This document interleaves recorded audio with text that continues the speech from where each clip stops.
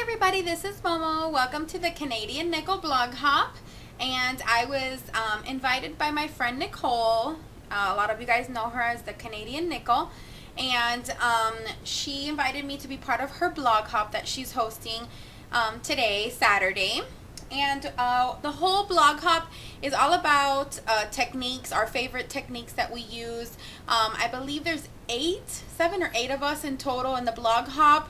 So there's going to be a lot of techniques. There's going to be a lot of fun. You should have gotten started at her, at her website and then made your way all the way around.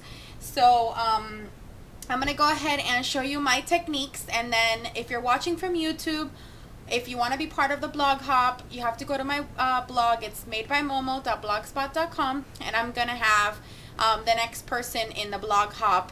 And you can just kind of start from there if you want, or you can jump over to Nicole's blog and start from the beginning. So what I'm going to do is I'm going to make a card, and as I go along, I'm going to show you. I couldn't pick one technique because I have a lot of techniques that I love, but I picked 3 of my favorite ones for the card making side of it. So I'm going to start just with a 11 by 4 1/4 size piece of cardstock. And I'm going to fold it in half, and that's going to create our regular A2 size card. And to get started, I have just a regular mat, and this is some paper that one of my followers actually sent me. Her name's Shoe Princess 1, and she sent me this adorable, bright, and fun cardstock. I can't even get over it. It's so pretty. So I had to use it. So shout out to Bridget. And I'm just going to go ahead and adhere this. Let me see. Oh, it actually went on straight. Haha, don't you love when that happens? Okay, I just went ahead and adhered that down. And then my first technique is I love to layer borders. And I'm sure that you guys have seen me do this before. If you're new, then I'm sure you haven't, but I love to do this, and I just get 3 strips of paper, so it's really good to use up some of your scraps. And I, for the most part, I do it with the scallop border punch, and sometimes I do it with the Martha Stewart doily punch also. Okay, and we're just going to trim the ends off of these. So we just end up with our border. There we go. And I'm just going to put some ATG on the back of this. And I'm going to just adhere it pretty close to the bottom. And then I'm going to get my sort of Tiffany blue color. And you can line it up so that the scallops match. I'm not really too picky about it. This blue is going to show here, but that's not really a big deal because I'm going to run a bow around it. And we're just going to do our last piece right about there.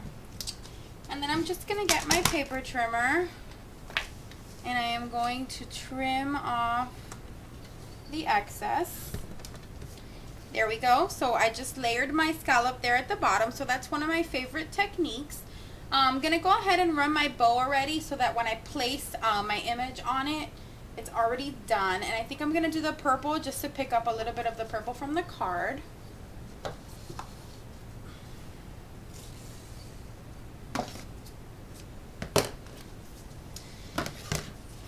And when I do a bow, I always run adhesive on the front to kind of hold it in place.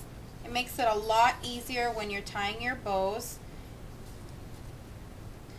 And I think I'm going to do it off to this side. Just a little bit. And I know a lot of you guys ask me how I tie my bows. Let's see how this one goes. If it takes me really long, I'm going to edit it out. So I just, once I get it adhered down, it makes it a lot easier because everything stays in place. And I just tie my knot.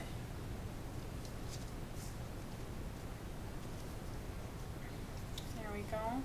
And then I just tie my bow the regular way that you normally tie it. And this is basically where it takes the longest, is just adjusting it to the way that you actually want it to look. So you adjust the little tails and you pull them.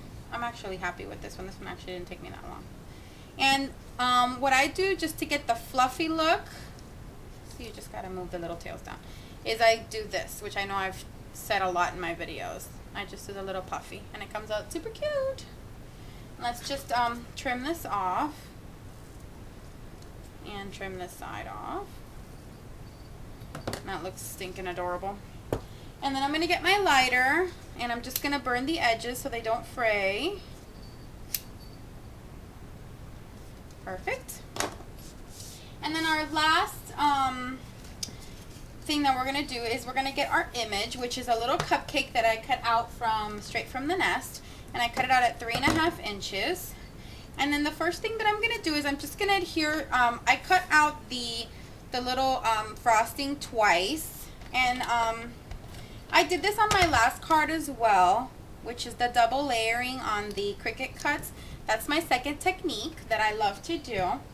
But before I layer the second piece on, I'm going to show you my third technique, which is using glitter, doing glitter, glittering up your pieces using the Xyron machine. So I'm going to go ahead and put it in, and I'm going to put it in wherever I want the glitter. I'm going to put that part face down. And I'm going to go ahead and run it through my Xyron machine, which is just like a little sticker maker. Comes out on the other side, and it's adhesive on the part that you want to put your glitter. So I'm going to go ahead and get my glitter. And we're going to adhere this right on. Make it nice and sparkly.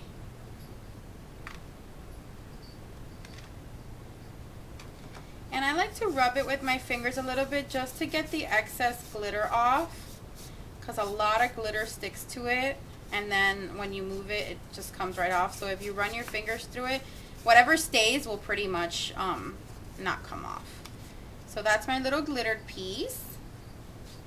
Okay, and then now that we've got our glittered piece all ready to go, I am going to put some pop dots here on the back. And I'm going to adhere this to my other frosting that I already adhered down to the cupcake top.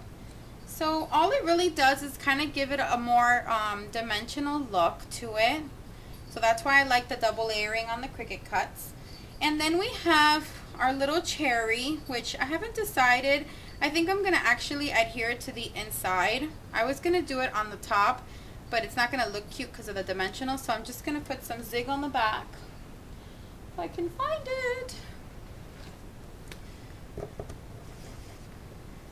Put some zig here on the back, and I'm going to adhere it to the inside one. And it's still going to look super cute because it's actually going to look like it's peeping up from our little cupcake. Super cute. Here we go. And right now I'm just thinking if I want to do a popped up cupcake or if I want it to just be adhered straight down to the pattern paper. I think I'm going to do the popped up cupcake. So I've got my pop dots on the back, and I'm just going to put my cupcake right in the center of everything on this card.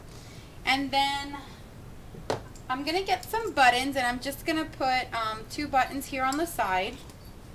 Okay, so I've gone ahead and just picked some 2 very light little buttons. And a lot of people ask me why I use buttons so much. And the reason is because it balances off your card. And I'll explain that to you in just a second. it balances off the weight. Like you have a bow here that's carrying a lot of weight, so I always put the buttons, I would put the buttons on the opposite side just to kind of carry the weight so that the card doesn't look like it's overpowered here and then nothing's up on the top.